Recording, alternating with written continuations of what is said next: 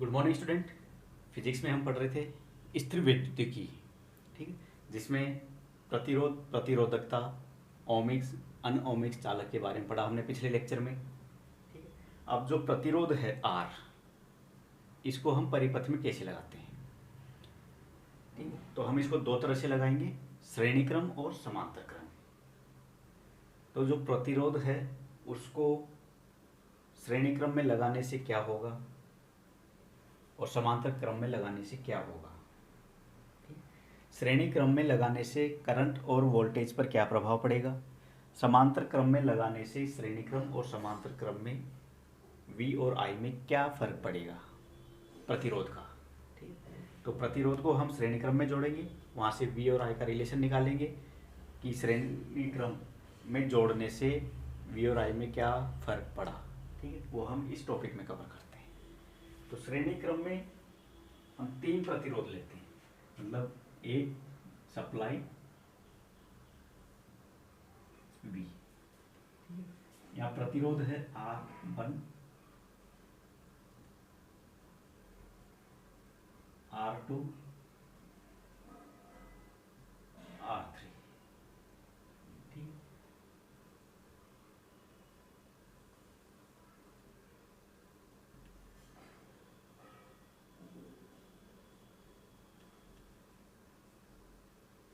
एक कुंजी के साथ जोड़ दिया। ठीक, इसमें जो धारा है उसका मान है I। हमने एक बैटरी और तीन प्रतिरोध लिए हैं। ठीक, एक बैटरी, तीन प्रतिरोध R1, R2, R3, उनको एक स्विच कुंजी के साथ जोड़ दिया। ठीक, जब कुंजी को हम ऑन कर देते हैं, मतलब इसको चालू करते हैं, चालू करते क्या होगा, बैटरी से आवेश चलने लगेगा, प्रतिरोधों में आवेश चलेगा तो करंट बनेगी, विद्युत धारा बनेगी। ठीक है, तो जो विद्युत धारा है और जो विभवांतर है V, इनके बीच में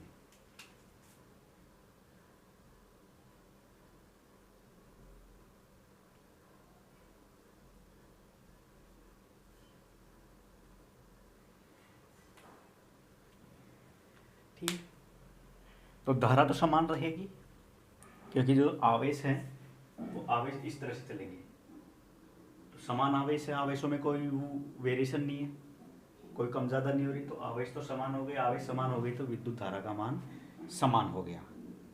लेकिन जो प्रतिरोध के जो सिरे हैं, ठीक है, प्रतिरोध के सिरों पर जो विभवांतर है उसका मान अलग अलग होता है, उसका मान अलग अलग आएगा, क्योंकि प्रतिरोध क्या करता है, धारा के प्रवाह के मार्ग को रोकता है, जिससे V का मान चेंज होगा। ठीक है, तो R1 पर विभवांतर V1, R2 पर विभवांतर V2, R3 पर विभवांतर V3। It is clear? I का मान समान है, V का मान अलग अलग है। हमने सिर्फ तीन प्रतिरोध लगाए हैं एक साथ। ठीक, अब ओम का नियम क्या कहता है?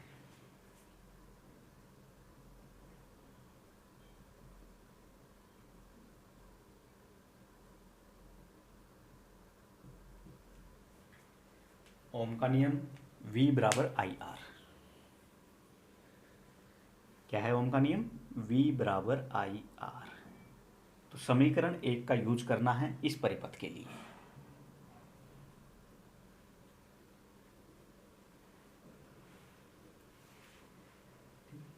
तो जैसे V1 का मान कितना हो जाएगा, I का मान I, R का मान R1। ओके, V2 का मान I, R2, V3 का मान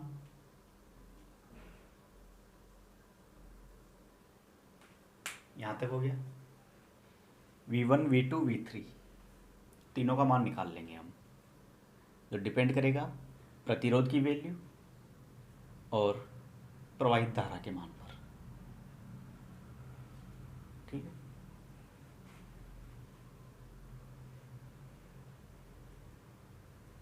लेकिन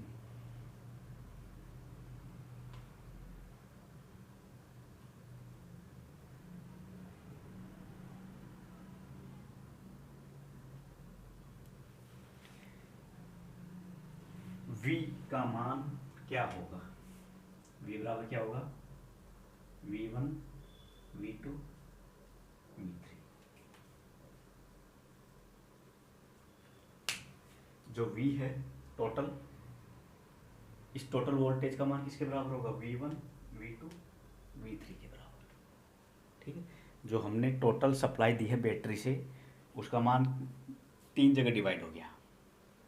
ठीक है, जो हमने यहाँ बैटरी लगाई है, इसका जो वोल्टेज है, विभव है, 3 जगह डिवाइड हो गया। एक तो R1 में, एक R2 में, एक R3 में। यहाँ वोल्टेज V1, यहाँ विभव V2, यहाँ V3। तो टोटल V बराबर क्या हो गया? V1 V2 V3। तो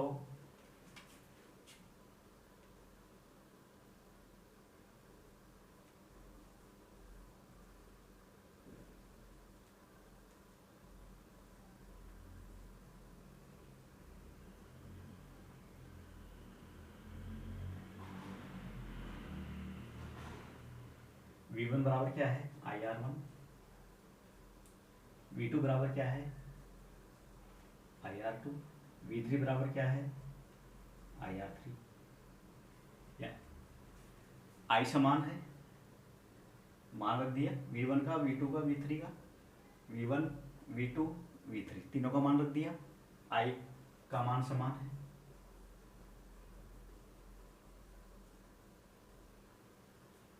ठीक, इसको इधर ले जाओ, V बटा I।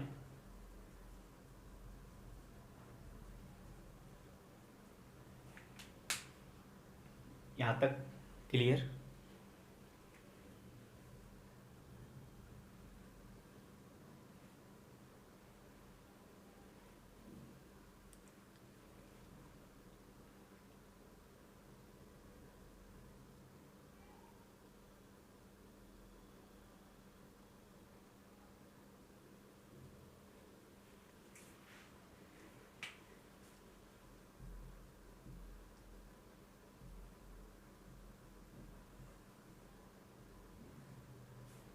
समीकरण 1 से V बटा I क्या होता है? R। यहाँ V बटा I क्या हो जाएगा? R। R बराबर R1 R2 R3। ये क्या आ गया कि श्रेणी क्रम में अगर प्रतिरोध जोड़ें,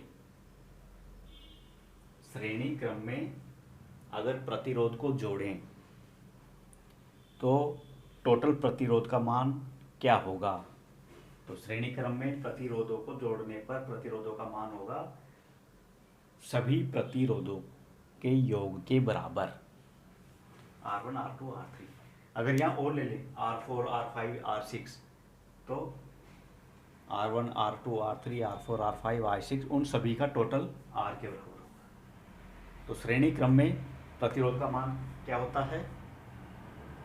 जितने प्रतिरोध रखे हैं, जितने प्रतिरोध हमने लगाए हैं श्रेणी क्रम में, उन सभी का टोटल, ठीक है, कुल प्रतिरोध के बराबर होता है। तो कुल प्रतिरोध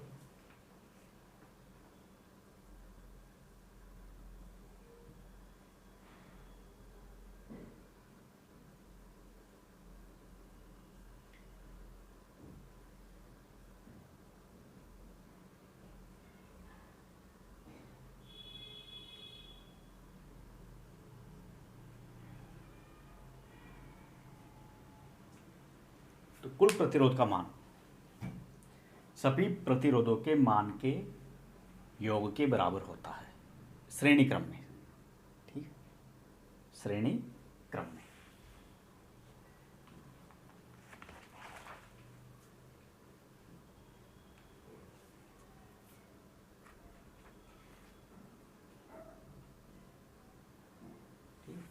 तो इस क्रम में क्या जोड़ते हैं हम? एक प्रतिरोध का दूसरा सिरा, एक प्रतिरोध का दूसरा सिरा दूसरे प्रतिरोध के प्रथम सिरे से, दूसरे प्रतिरोध का दूसरा सिरा तीसरे प्रतिरोध के प्रथम सिरे से, ऐसे तीसरे प्रतिरोध का दूसरा सिरा कुंजी से कुंजी का दूसरा सिरा, विभव से विभव का पहला सिरा, प्रतिरोध R1 के पहले सिरे से, इस तरह से कनेक्ट करते हैं। ठीक है, इस क्रम में जो धारा का मान है वो समान होगा, जो विभव का मान है वो असमान होगा। ठीक है, धारा का मान समान,